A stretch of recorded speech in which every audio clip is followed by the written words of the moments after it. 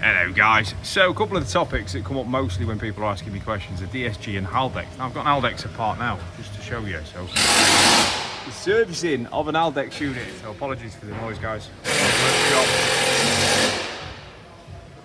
So Haldex units, this one in particular, we'll drain it from here, we'll fill it up from here. I've seen weird and wonderful ways of touching these, don't touch them, that's the diff oil.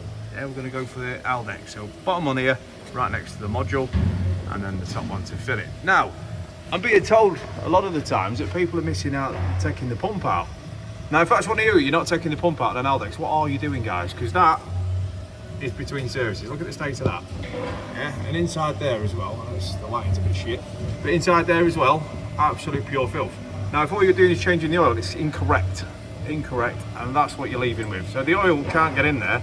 That's a gauze filter. Now you can replace them. I believe you can buy them aftermarket.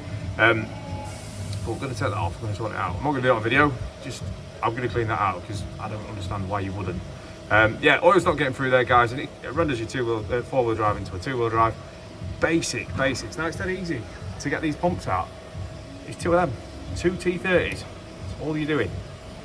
Two T30s, and that's your plug for the bottom, your drain plug, and that's your fill plug, guys. It's as easy as that. But yeah, people are telling me that these aren't being carried out on services. Scary stuff, guys. So that's it. Take that out, clean it, replace that if you need to, and obviously do the filter change. And then after, you've got to run a basic set on them so where it can reset itself. Other than that, guys, I'm on with this Haldex, but yeah, clean that. Love you, bye.